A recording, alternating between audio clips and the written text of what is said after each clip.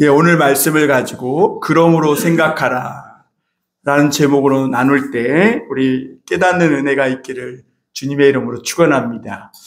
우리가 평소에는 잘 못 느끼고 살다가 내가 무슨 질병이나 사고를 당해서 병원에 가거나 또는 아는 가까운 지인이 병원에 입원해가지고 병원에 가보면 환자들이 얼마나 많은지 몰라요. 그러니까 평소에는 내가 건강하다는 것이 감사하지 않았고 그게 당연한 것으로 생각되었는데 병원에 가보니까 야, 이렇게 많은 사람들이 이렇게 아프고 입원해 있는데 참 건강하게 사는 게 감사하다, 이런 생각을 가지게 됩니다. 그리고 응급실에 이렇게 가보면 특히 사고를 당해가지고 또는 급성 어떤 질병 때문에 막 실려오는 분들이 있어요. 특히 이 사고를 당해서 골절되고 찢어지고 막 피가 흘리는 사람들이 응급실에 들어오는 것을 보면 어떤 사람은 야, 저런 사람이 살아서 나갈 수 있을까? 이런 생각이 들 정도로 막 그래요. 그런데 놀랍게도요, 사람의 생명이라는 것이 얼마나 놀랍냐면 병원에 들어와가지고 막 찢어지고 깨지고 부서진 것들을 꼬매고 막 하면 한 몇 달 후에는 보면 말짱하게 걸어서 완전히 새 사람이 되어서 나가는 것을 볼 수가 있습니다. 여러분, 만약 그런데 우리가 이렇게 어떤 세상에서 다치고 중한 질병을 얻어가지고 그런 신음 속에 있을 때 병원에라도 실려올 수 있다면 그건 희망이 있는 거죠. 그런데 큰 사고를 당해서 아무도 없는 곳에 나 혼자 쓰러져 있다면 그 사람은 숨은 붙어 있을지 모르지만 결국은 죽은 것과 다름이 없다는 거죠. 제가 얼마 전에 참 안타까운 뉴스를 접했는데 아마 우리 성도님들도 아실 거예요. 서천인가에서 어떤 한 여학생이 그냥 아무도 모르는 사람에게 칼부림을 당해가지고 쓰러졌는데 알고 보니까 그 학생이 한 1시간 정도는 살아있었다는 거예요. 그 추운데. 그런데 왜 연락을 못해서 죽었냐면 그 사람이 그냥 다치게만 했으면 괜찮은데 그 휴대폰을 그냥 저 하수구에 던져가지고 연락할 길이 없는 거예요. 그리고 사람도 안 지나가고. 그러니까 결국은 목숨을 잃고만 안타까운 사연을 보면서 그렇구나, 참 우리가 살았지만 죽은 자와 다름없는 삶을 살고 있는구나 라는 생각을 해보게 됩니다. 어찌 그 학생만의 일이겠어요. 그것이 언제든 참 우리 사회가 악해져 간다면 여기 있는 누구도 그런 일을 당하고 또 그런 일에 빠질 수밖에 없는 가능성이 있음을 보게 됩니다.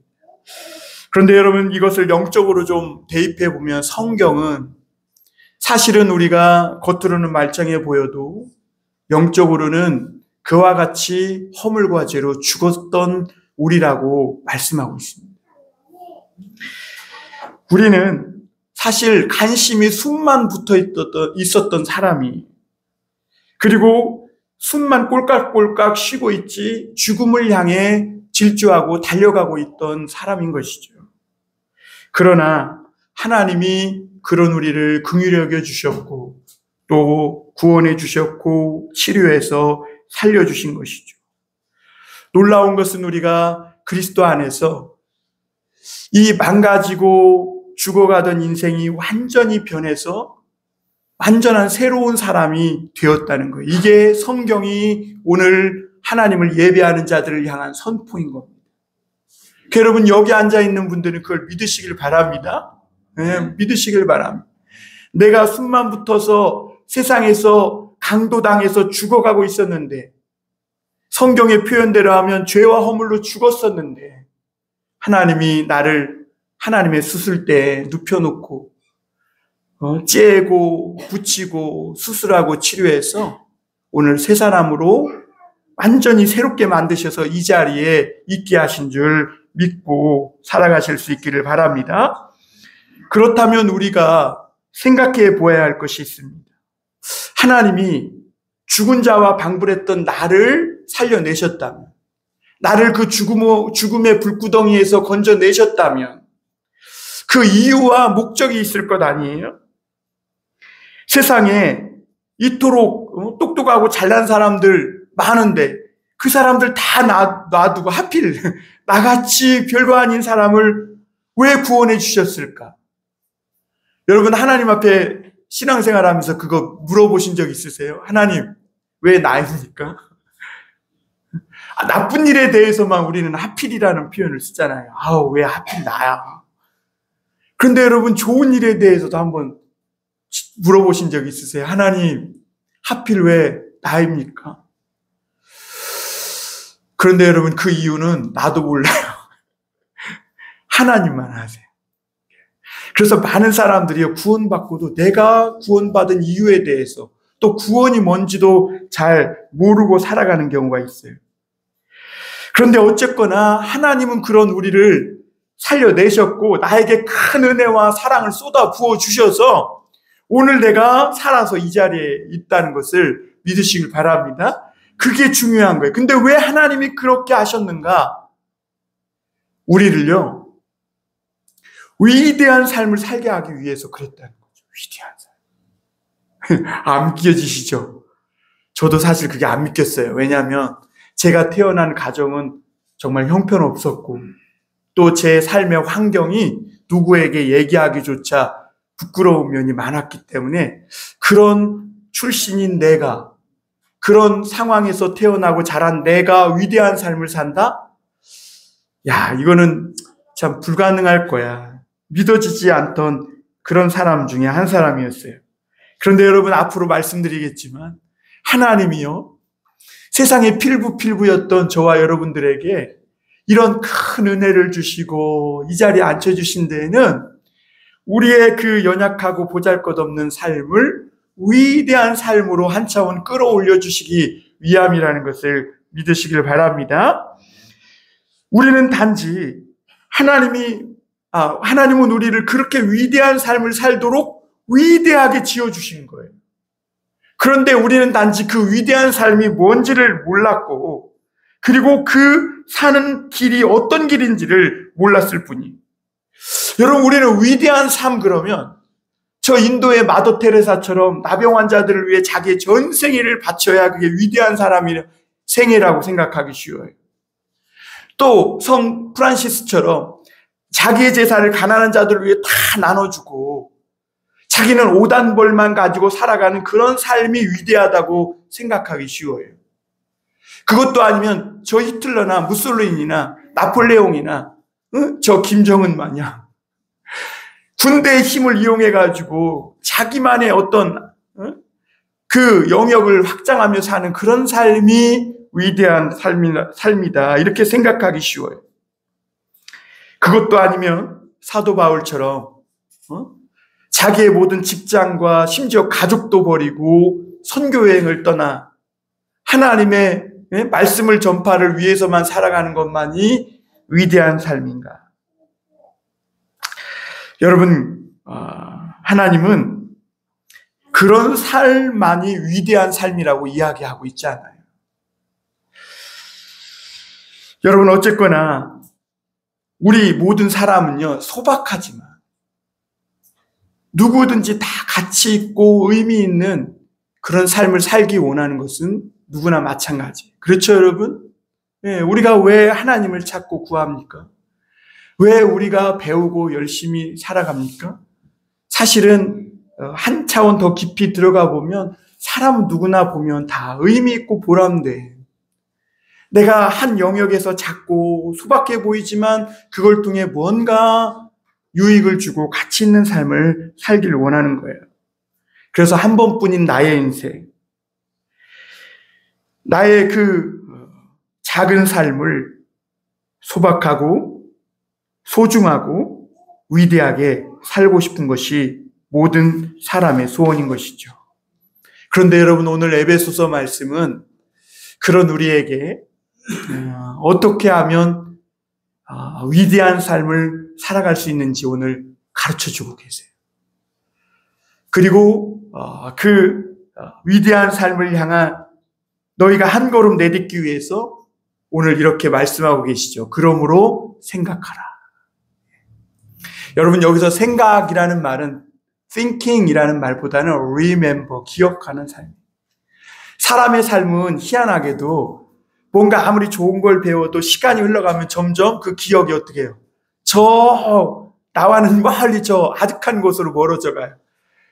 그런데 어느 순간에 뭔가 시간이 나를 탁 툭 치고 지나가면 그 잃어버렸던 기억이 툭 튀어나와가지고 내가 그랬지. 내가 그때 이런 삶을 살기를 원했지. 그러면서 정신이 확 깨는 경우가 있죠. 여러분, 오늘 이 성경 말씀은 하나님이 주시는 위대한 삶을 살기 위해서 너희가 그 첫걸음을 떼는 길은 기억하는 삶. 여러분, 저는 오늘 이렇게 예배드리는 성도님들을 위해 기도했어요. 근데 한켠에는 막 제 마음에 목회자로서 두려움 반, 기대 반, 우리 교우들이 믿음이 더 성장해서 오늘 또 하나님 빠짐없이 하나님 앞에 나와 예배드리게 해주십시오. 하나님, 이 날이 주의 날이라는 걸 기억하게 해주십시오. 그 기억을 떠올리게 해주십시오. 어떤 사건이 툭 치고 지나가가지고 맞아, 오늘 교회 가야지, 이런 생각이 들게 해주십시오. 그런데 하나님이 기도에 응답해 주셨나 봐요. 우리 조승규 성도님이 목발을 짚고 올라오는 것이 아니겠어요. 그래서 제가 얼마나 마음이 흐뭇했는지. 여러분, 그러면 우리가 무엇을 기억하며 살아야 나의 이 자꾸 보잘것없는 삶이 위대한 삶이 될 수 있을까? 첫 번째로는 나는 은혜로 구원받은 사람이라는 것을 기억하고 사실 수 있기를 바랍니다. 오늘 8절에 보면 우리 같이 한번 다시 볼까요? 한번 읽어보겠습니다. 2장 8절입니다. 시작. 너희는 그 은혜에 의하여 믿음으로 말미암아 구원을 받았으니 이것은 너희에게서 난 것이 아니요 하나님의 선물이라. 여기서 은혜라는 말은 카리스예요. 카리스. 우리는 대가 세 보이는 사람을 카리스마 있다 그러잖아요. 여러분, 그것은요 카리스마 있는 게 아니에요. 그거는 권력에 쩔어 있는 사람인 거예요. 카리스 있는 사람은요 은혜로운 사람. 은혜로운 사람. 여러분, 여기서 은혜, 이 카리스라는 말은 전적인 호의를 말하는 거예요. 여러분, 한 사람이 이전과는 다른 새로운 위대한 삶을 살기 위해 첫 출발할 수 있는 그 시점이 언제냐? 은혜를 깨닫는 시점입니다. 은혜를 깨닫는 그 순간부터 그 사람의 삶은 위대한 삶을 향한 출발을 할 수 있게 되는 줄 믿습니다. 그래요, 여러분, 우리는 오늘 은혜로 구원받은 사람들이라고 하고 있어요. 그것은 우리 모두가 다 이제는 위대한 삶을 살 수 있는 가능성이 열려 있고 그 자격을 갖춘 사람이라고 오늘 가르쳐 주는 것과 같아요. 여러분, 우리는 전혀 하나님의 어떤 은혜나 구원받을 자격이 없었지만 하나님이 일방적으로 우리를 사랑해 주셨고 구원해 주셨고 우리를 다시 살려 주셨어요. 그러므로 이 사실을 깨닫기만 하고 기억하여 피부로 막 느끼기만 할 수 있다면 누구든지 다 위대한 삶을 살 수 있는 줄 믿으시길 바랍니다. 여러분, 어떤 사람이 월드컵에서 우리나라가 독일을 꺾었다는 것에 대해서는 그렇게 기뻐하면서도 오늘 이 복음의 정수 중의 정수인 이 에베소 2장 8절 말씀, 너희는 그 은혜를 인하여 믿음으로 말미암아 구원을 얻었나니 이것이 너희에게서 난 것이 아니요 하나님의 선물이라. 이 말씀이 얼마나 놀라운 말씀인데 예수 믿는 자들조차도 이 말씀을 피부로 못 느끼고 사는 거예요. 그러니까 이전과 구원받은 이후의 삶이 별로 다른 것이 없는 거죠. 하나님은 우리가 구원받은 이후에 하나님의 그 큰 사랑과 은혜를 받았기 때문에 얼마든지 그것을 알고 기억하기만 하면 위대한 삶을 살 수 있는 그 길이 열리게 되는데 그걸 기억하지 못하고 살아가니까 피부로 느끼지 못하고 살아가니까 위대한 그 삶을 향한 첫걸음도 떼지 못하는 것이죠. 그리고 여기서 믿음이라는 말은요, 이런 것과 같아요. 여러분, 믿음은요, 굉장한 우리 인간의 공로를 이렇게 상징하는 말이 아니라 하나님이 나를 향해, 죽어있는 나를 향해 막 그 사랑을 쏟아 부어주실 때, 그때 그 사랑을 거부하지 않고 그대로 다 받아들인 것을 말합니다. 여러분, 하나님의 사랑이 오늘도 저와 여러분들을 향해 쏟아 부어지고 있음을 믿으시고 그 사랑을 그냥 받아 누리시는 그것이 믿음이에요. 예를 들면 이런 거예요. 어느 이 불구덩이 속에 내가 매 맞고 거의 죽은 채로 거기에 던져짐을 당한 거예요. 그런데 예수님이 그 불구덩이 속에 거반 죽어있는 나를 보시고 그 불구덩이로 뛰어들어서 주님이 나를 들쳐업고 그 불구덩이 밖으로 나올 때 믿음이란 뭐냐? 나는 그냥 그 주님의 등에 엎여 있는 것이 믿음. 네, 그게 믿음입니다. 그리고 주님은 그런 죽은 나를 불구덩이 밖으로 끄집어내서 거기서 주님이 다시 숨을 불어넣어 주시고 하나님을 기억하며 살아가는 그리스도인이 되게 해주신 것이죠.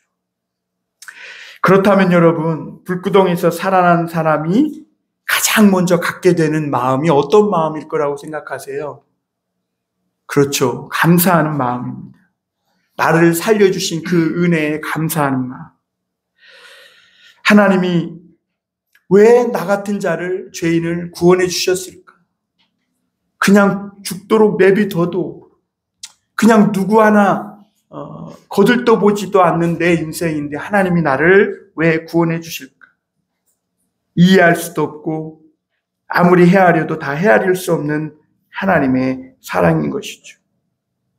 그런데 여러분, 중요한 것은 오늘 그 하나님의 사랑과 은혜로 내가 살아있고 그리고 오늘 하나님 앞에 자녀가 되어 있다는 것.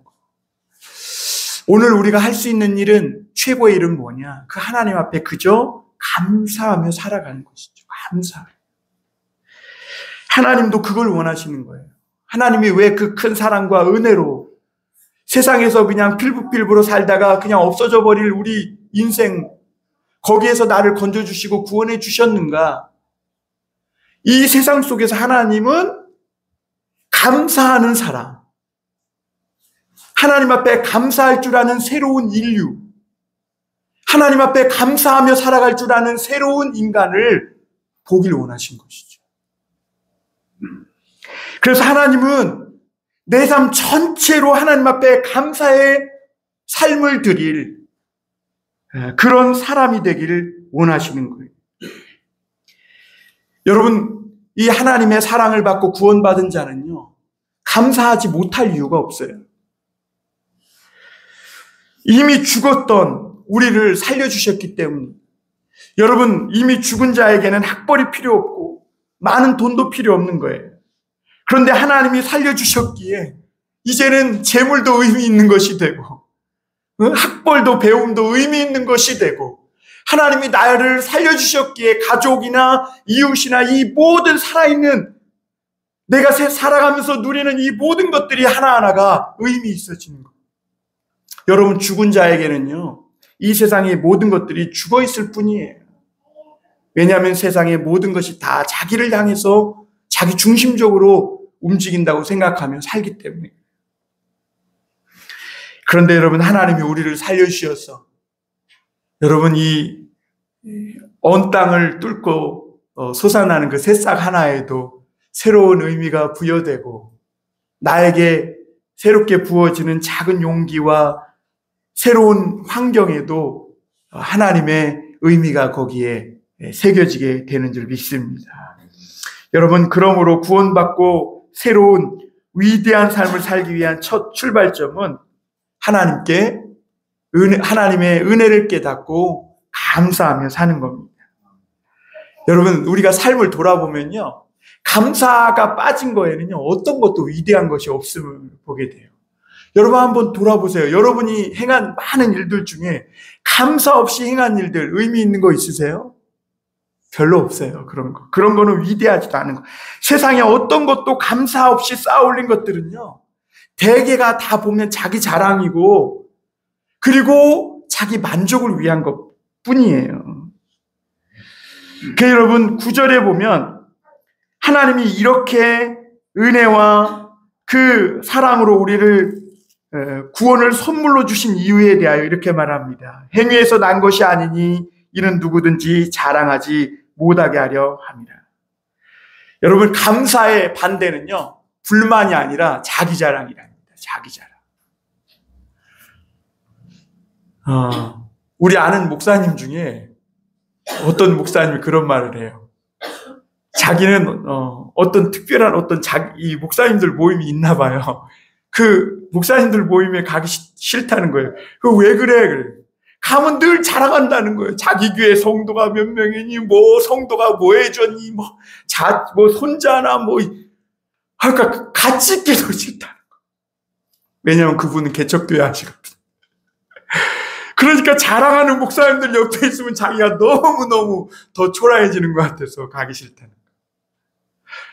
여러분, 그 목사님만 그러세요? 여러분, 동창회 한번 가봐요. 동창회에서 제일 꼴 보기 싫은 놈이 어떤 놈이에요? 자랑하는 사람이요. 우리 남편이 의사인데 월 1,000만 원밖에 못 번다니 이런 자랑하는 사람. 우리 자식이 어디 갔다라니 아이비리그를 갔다라니 이런 자랑. 여러분, 예수 믿는 사람은 진정으로 예수를 믿은 이후에는 자기 자랑이 일체 있을 수 없다고 바울은 선포합니다. 왜 그러냐면 자랑했던 과거의 나는 예수님과 함께 이미 죽었기 때문에. 그 사람 죽었어요. 외람되지만 한번 같이 해볼까요? 걔는 죽었어. 네, 죽은 거예요, 걔는. 그러니까 자랑할 수가 없는 거예요.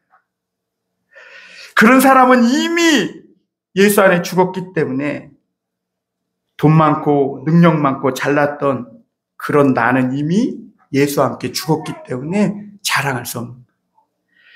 사람들이 죽을 위기에서 어떤 도움이나 큰 은혜를 호의를 입었을 때 가장 나쁜 자세가 뭐냐면 그 은혜를, 그 마음을 돈으로 환산하려는 경우예요. 근데 요즘은 또 그것도 아닌 것 같아. 그 감사치도 않으면서 아예 당연한 것으로 여기는 더 뻔뻔한 사람들이 생겨나는 거예요. 새로운 인류가 막 계속 탄생하는 것 같아, 요즘은. 감사하는 사람은 점점 없어지고 더 악독한 인류가 막 탄생하고. 여러분, 믿는 자들이 회개해야 돼요. 이런 인류가 탄생하면 세상 망하는 거죠. 여러분, 인간이 이 세상에 나타난 일에 잃어버린 가장 큰 소중한 자산이 뭐냐면 하나님께 감사하며 살아가는 마음이에요. 여러분, 세상에 있는 모든 것 하나님이 주신 것인데, 심지어 내가 지금 숨쉬고 호흡하고 살아가고 있는 이 모든 것 하나님이 주신 것인데, 아담과 하와가 하나님이 먹지 말라는 실과를 먹은 순간부터 하나님께 감사하는 마음을 잃어버리고 살면서 네가 왜 그랬니? 하나님 당신이 주신 여자 때문에 내가 그랬다고. 하와야, 네가 왜 그랬니? 하나님이 만드신 저 뱀 때문에. 계속해서 핑계대고 감사치 않는 것이죠. 여러분, 오늘 저와 여러분은 어떻습니까? 여러분에게 생명을 주신, 이 삶을 주신 하나님께 감사하며 살고 있습니까? 이 감사하는 마음을 하나님께서 그리스도 안에서 되살려 놓으시려고 오늘 우리를 구원하여 깨끗이 씻겨 이 자리에 있게 하신 거예요. 그러니까 오늘 예배 드리는 가운데 우리 안에 임해야 되는 마음은 뭐냐면, 지난주에 한 주간 감사하며 살지 못했던 마음이 막 성령의 은혜 속에서 막 풍성하게 부어져가지고 내 안에 감사가 막 차고 넘치는 마음이 차올라야 예배를 잘 드린 거예요. 하나님을 만난 사람은 감사가 넘치게 되는 줄 믿습니다. 그리고 또 어리석은 사람은 어떤 사람이냐면 하나님의 은혜를 또 어떤 사람의 호의를 입고 다시 살게 되었는데 그냥 말 한마디로 아유 고맙다고 그리고 적당하게 그냥 이렇게 은혜에 대한 보답을 한 후에는 자기가 죽기 이전의 삶과 똑같이 살아가는 거예요. 그게 어리석은 사람이죠. 그러면 그를 죽을 위기에서 건져주신 그 사람도 보람이 없는 것이고 그 자신도 죽을 위험에 놓이기 이전과 똑같이 살아가니까 별반 다를 것이 없어진 그런 삶을 사니까 그도 별로 새로울 것이 없는 것이죠. 여러분, 인간이 죽을 뻔하다 살아났으면 내 존재와 내 삶의 의미에 대해서 깊이 한번 생각해 봐야 되지 않겠어요? 그래야 나를 다시 살려준 그분도 보람이 있고, 그리고 나도 죽을 위기에서 살아난 이후에 새로운 삶을 살아야 그래야 또다시 죽음의 위기에 빠지지 않게 되는 것이죠. 여러분, 오늘 하나님이 저와 여러분을 구원하시고 감사하는 마음을 갖게 하는 것은 지난 과거의 삶을 이제는 깨끗이 청산하고 새로운 것을 위해 새 출발하여 살아가는 새 사람이 되도록 하기 위함이라는 거. 그래서 하나님의 그 엄청난 은혜를 부어주셨다는 거. 저는 나만 중요하게 여기고 내가 생존하고 내가 먹고 사는 거, 내 성공을 위해서 살았지만 여러분 실패한 인생이었잖아요. 이제는 새로운 존재로 새로운 것을 소망하며 살아가는 사람이 되어야 될 줄 믿습니다. 물론 우리가 현실에 대한 고민도 많아요. 예수 믿고 난 이후에 도대체 어떻게 살아가는 것이 위대한 삶인가? 정말 현실을 무시하고 이상만 쫓는 삶이어야 될까? 그런데 여러분, 성경은 우리에게 균형 있는 말씀을 주세요. 너희가 이 땅에 있는 것을 다 누리며 살되 감사하는 마음만 잃고 살지 말라는 거예요. 사실 여러분, 우리가요, 이 세상에서 감사하는 마음만 잃고 살지 않으면 인생의 모든 문제가 거의 다 해결됩니다. 네, 진짜 그래요. 우리가 감사하지 못하기 때문에 문제 아닌 것도 문제가 되는 거예요. 그러나 우리가 정말 감사하기만 하면 내 삶에 나를 걸려 넘어지게 하는 모든 문제들이 다 해결되고도 남아요, 사실. 그래서 하나님은 우리에게 더 다 포기하고 선교 떠나 이러지 않는다니까요. 너 다 가난한 자 나눠주고 가난하게 이러지 않는다는 거예요. 오히려 하나님 앞에 감사하며 새로운 출발을 하게 되면 잃어버렸던 것을 다 하나님이 모아다가 선물로 주시는 줄 믿으시길 바랍니다. 다만 그것을 어떻게 사용할 것이냐, 그거에 대해서도 하나님은 하나님의 억지나 강요가 아니라 저와 여러분들에게 자유로 선택하게 하신다는 것을 잊지 마시고, 하나님이 또다시 내게 부어주신 그 선물을 이제는 과거에는 나만을 위해서 사용하고 살았다면 구원받은 이후에는 하나님 앞에 감사하며 하나님을 위해 사용할 줄 알며 살아가는 위대한 삶이 되시기를 주님의 이름으로 축원합니다. 두 번째로 우리가 생각해 볼 것은 나는 하나님이 만드신 사람이라는 것을 기억하며 살라는 거예요. 여러분, 포이에마라는 말이 있어요. 포이에마가 뭐냐면 오늘 우리 10절에 있는 말씀처럼 우리 10절 한번 읽어볼까요? 앞부분만. 앞에 우리 그 한 절만 한번 읽어보겠습니다. 시작. 우리는 그가 만드신 바라. 이게 포이에마예요. 그리스어로. 이 포이에마라는 말은 포엠이라는 시에서 나온 말이에요. 시. 그러니까 하나님이 우리를 만드실 때 그냥 막 생각나는 대로 막 글 쓰듯이 쓴 게 아니라는 거예요. 여러분, 시를 쓰는 시인의 모습을 한번 생각해 보세요. 여러분, 그 시인이 시를 쓰듯이 하나님이 저와 여러분들을 창조하셨다고. 우리 창세기 배울 때 아브라함 목사님 그랬잖아요. handiwork. 그냥 made가 아니에요. handiwork. 그리고 made가 아니라 created. 이것은 어떤 재료에서 이렇게 만든 게 아니라 저와 여러분들이 구원받고 거듭났다는 것은요, 어떤 재료가 있는데 그걸 가지고 조금 더 고치고 새롭게 했다는 얘기가 아니라 완전히 그건 없애버리고 새롭게 만들었다는 뜻이에요. 그래서 여러분, 저와 여러분들이 구원받은 이후에 내게 남은 거라고는 이름과 외모밖에 남은 것이 없다는 것을 기억하셔야 돼요. 물론 우리에게는 가족도 있고 재산도 그대로 있고 내 모든 것들이 다 그대로 있는 것 같지만, 그러나 하나님은 그리스도 예수 안에서 우리의 모든 것을 다 새롭게 하셨는데 어떻게 그걸 알 수 있느냐? 왜냐하면 우리의 속사람이 새로워진 거예요. 그러니까 외모와 이름만 과거와 같이 우리 속사람은 완전히 새롭게 창조된 하나님의 새로운 인류가 된 것이죠. 그래서 이것은 아담이 타락하기 전에 아담으로 만든 게 아니에요. 예수 그리스도 안에서 새롭게 지음받은 사람이에요. 그래서 다음에 우리가 보겠지만 이것을 영어로는 one new man이라고 해요. 한 새 사람. 그러니까 여러분들은 과거의 나는 이미 죽은 거예요. 그런데 여러분, 우리가 이 자리에 앉아서 예배 드릴 때는 좀 그런 것 같다가도 다시 세상으로 돌아가면 나는 여전히 이기적이고, 나는 여전히 내중심적이고, 나는 여전히 감사할 줄도 잘 모르고 나의 유익을 위해서 다투며 이렇게 살아가는, 변한 것이 별로 없는 내 모습을 보며 회의에 빠질 수가 있어요. 이런 삶을 어떻게 위대한 삶이라고 할 수 있는가?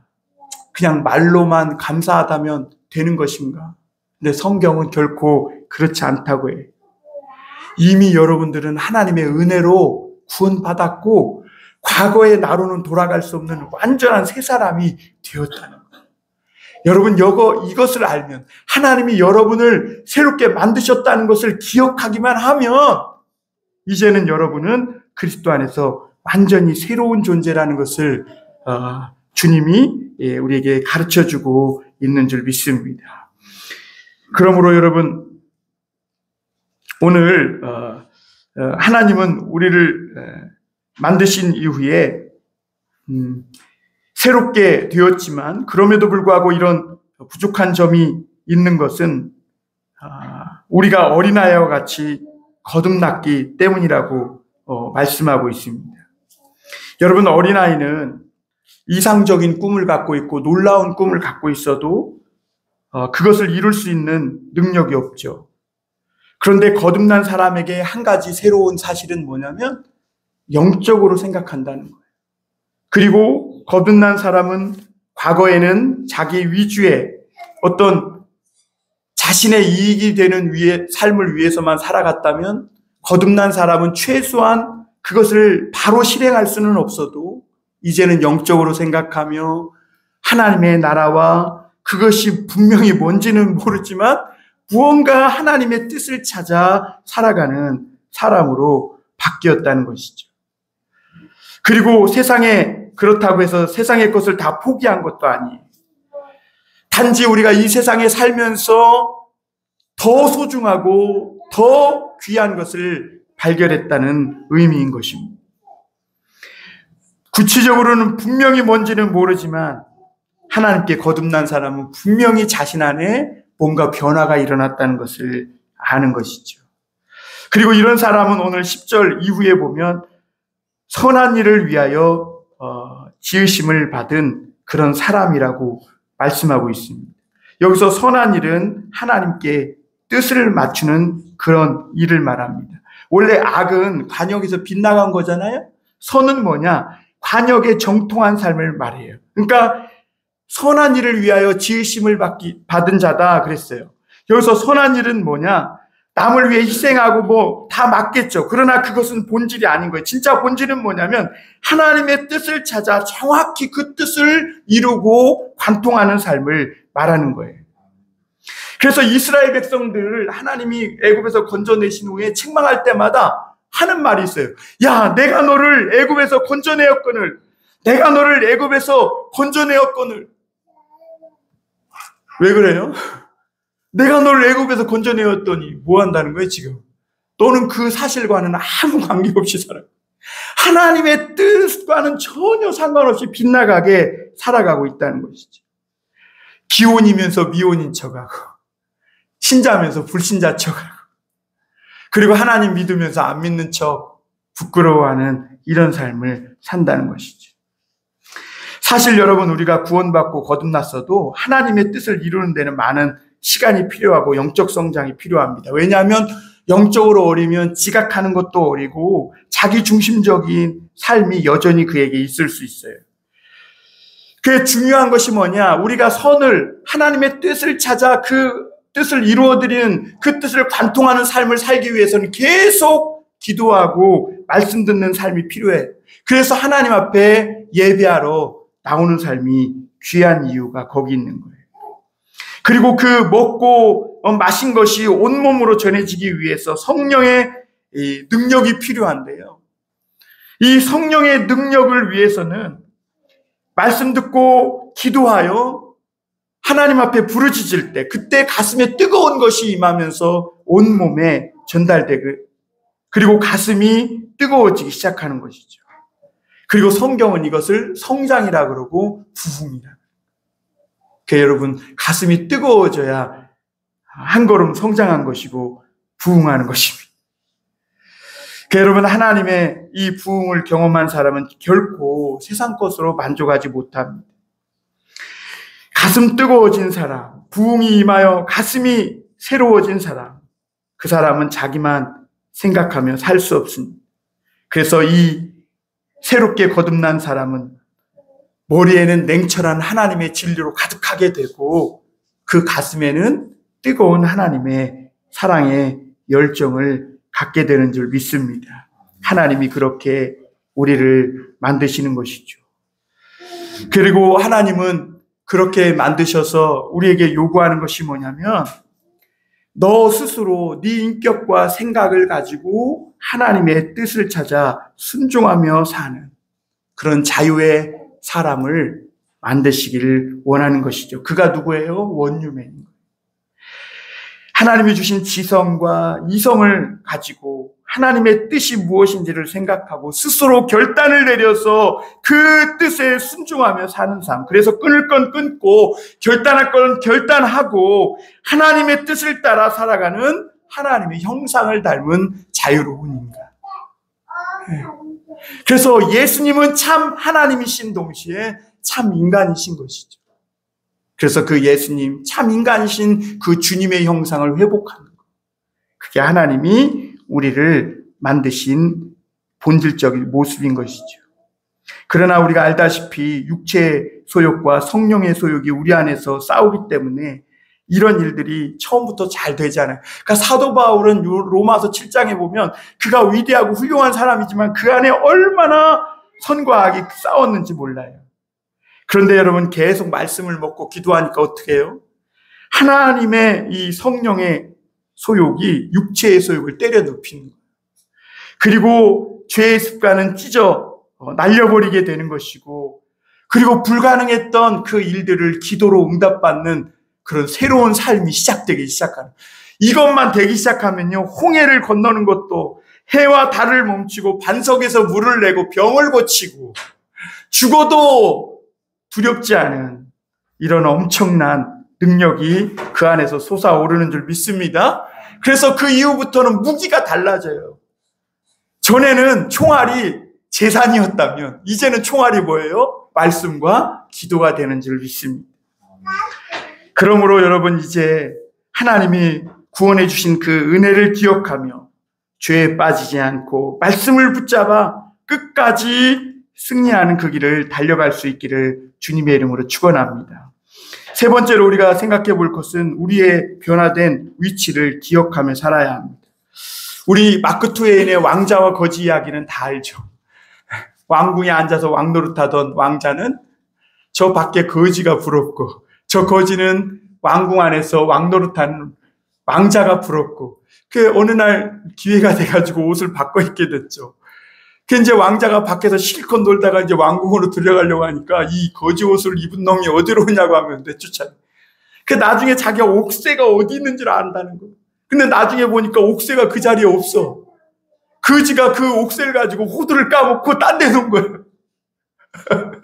그래가지고 자기가 왕인데, 왕자인데, 그 중요한 것은 이제 왕이 죽고 왕자가 이제 왕이 되어야 하는데 더 큰 일이 벌어진 거죠. 근데 나중에 이 왕자가 옥새를 둔 곳을 알아내서 그가 다시 왕자로 복귀한다는 그런 내용인데요. 오늘날 많은 사람들이 하나님의 자녀이면서도 그렇게 살지 못하는 경우가 많아요. 12절, 13절, 11절, 12절에 보면 우리는 하나님의 그 은혜와 사랑 안에서 사실은 멀리 떨어져 있던 자들이라는 것을 이야기해 주고 있어요.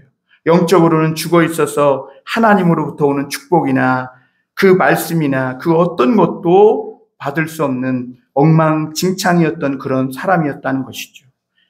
그래서 우리는 과로 밖에 사람들, 과로 밖에.